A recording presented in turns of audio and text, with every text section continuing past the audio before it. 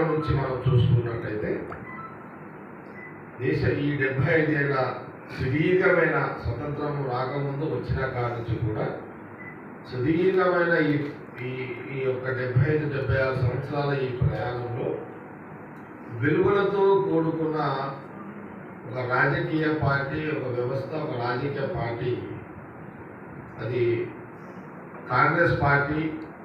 ఎవరైనా సరే చెప్పుకోవాల్సిన పార్టీ, ఎవరైనా మనం ఎవరైనా ఒప్పుకుంటారు కూడా.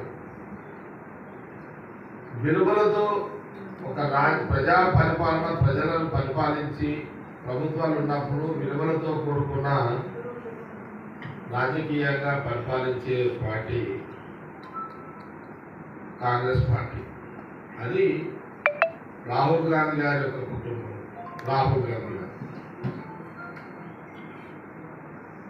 మనం ఈ మధ్యకాలంలో రాజకీయాలు చూస్తున్నాము. ఎక్కడైనా ఒక రాజకీయ పార్టీ ప్రజలకు మేలు చేస్తాము, ప్రజల కష్టాలను తీరుస్తాము, ప్రజల ఇబ్బందులను తొలగిస్తాము అని ఏ రాజకీయ పార్టీ అయినా ఎజెండా తీసుకుంటారు. కాంగ్రెస్ పార్టీ మొదటి నుంచి కూడా రాహుల్ గాంధీ గారి యొక్క ముత్తాత చూడండి, రాహుల్ గాంధీ గారి యొక్క కుటుంబము, రాహుల్ గాంధీ గారి యొక్క పుట్టుక, ఇది ఒకసారి తెలంగాణ మన గాంధీ భవన్ నుంచి మీడియా ద్వారా యావత్ సమాజంలో 2 రాష్ట్రాలలో ఉన్న తెలుగు ప్రజలు, దేశ ప్రజలు గమనించాల్సిన అవసరం ఉన్నది. ఈరోజు రాహుల్ గాంధీ గారి యొక్క ముత్తాత మోతీలాల్ నెహ్రూ గారు, వారు లక్షల ఆస్తి పనులు, వాళ్ళ ఆస్తులన్నీ కూడా ఆ రోజు వారి ఆస్తి అంతా కూడా స్వతంత్ర ఉద్యమంలో, భారతదేశ స్వాతంత్ర ఉద్యమంలో అదంతా కూడా ఆ ఉద్యమానికి ఇచ్చేసారు. వాళ్ళ ఉండే ఇల్లు కాడికి ఇచ్చేసి ఏం లేవు, వాళ్ళ దగ్గర ఏమీ లేవు. ఉండడానికి ఇల్లు కూడా లేదు వాళ్ళకు, ఏమి లేకుండా పెద్ద పెద్ద భవనాలు, రాజపుట్టుక వాళ్ళది, పెద్ద పెద్ద భవనాలు. అలాంటి పుట్టుకలో రాహుల్ గాంధీ గారు పుట్టిన కుటుంబం అది. అది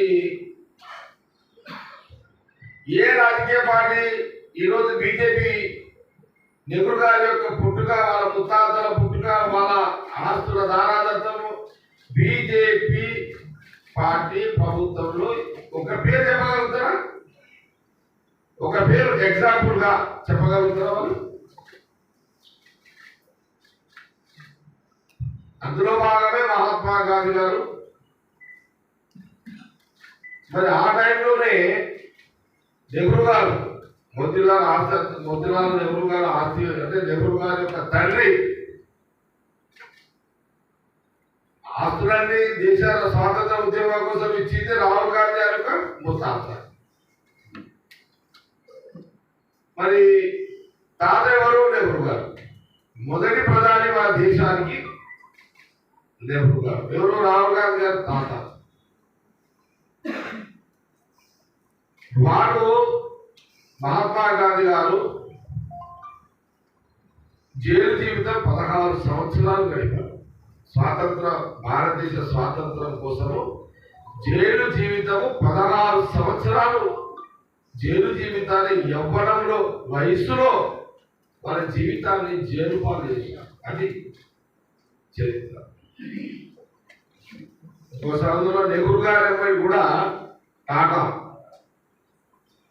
కూడా జైలు జీవితం గడిపారు. టాటా అంటే కూడా చాలా పెద్ద రిచ్. నెహ్రూ గారే మరి జైలు జీవితం గడిపారు. అది రాహుల్ గాంధీ గారి యొక్క తాత ప్రధానమంత్రి, తర్వాత ఇందిరాగాంధీ గారు.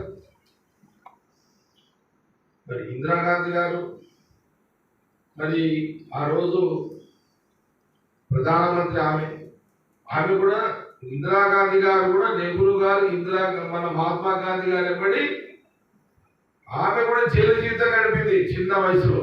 ఇందిరాగాంధీ గారు కూడా చిన్న వయసులోనే ఆమె కూడా జైలు జీవితం గడిపింది. మరి ఆమె కూడా 6 సంవత్సరాలు, ఆ సంవత్సరాలు రికార్డు పరంగా 6 years అని తెలంగాణ. ఆమె కూడా 6 సంవత్సరాలు, ఇందిరాగాంధీ గారు కూడా స్వతంత్ర ఉద్యమం, స్వతంత్ర భారతదేశ స్వతంత్రం కోసం 6 సంవత్సరాలు జైలు జీవితం గడిపింది ఆమె. దాని తర్వాత ఇందిరాగాంధీ గారు ప్రధానమంత్రిగా ఉన్నప్పుడు కొంత అప్పుడున్న పాలసీలు, ప్రభుత్వ పాలసీలు, టెర్రరిస్టులు సంబంధించిన దాంట్లో మనందరూ కూడా తెలుసు. ఆమె చంపబడ్డది. తర్వాత రాజీవ్ గాంధీ గారు ప్రధానమంత్రి, ఆయన బాడీ అయితే ముక్కలు చేసి పడేసింది. అదొక చరిత్ర. ఆయన బాడీ మొత్తం బ్లాస్ట్ చేసింది కదా, పీసెస్ చేసేసారు టెర్రరిస్టులు. ఏమి ఇది ఎవరికి చెప్తున్నారంటే బీజేపీ వాళ్ళు ఒకసారి ఇటువంటి దానికి డిబేట్ రాగలుగుతారా? బీజేపీ పార్టీ, బీజేపీ దేశ రాజకీయాల్లో కవర్లు ఉన్నాము, అది మాటలు నడుపుతారు కదా. తెలంగాణ కూడా పెద్ద పెద్ద మాటలు నడుపుతారు లీడర్లు బీజేపీలో. దీని మీద డిబేట్ రాగలుగుతారా వాళ్ళు? ఈ చరిత్ర మీద రాగలుగుతారా వాళ్ళు? వాళ్ళ ఫ్యామిలీస్ గురించి ఎవరన్నా బీజేపీలో బీజేపీ పార్టీలో త్యాగాలు చేసిన వాళ్ళు ఉన్నారు. ఇక ఉన్న ఆస్తులంతా దానదత్తం చేసి అని వాళ్ళు ఉన్నారా? చెప్పగలుగుతారా?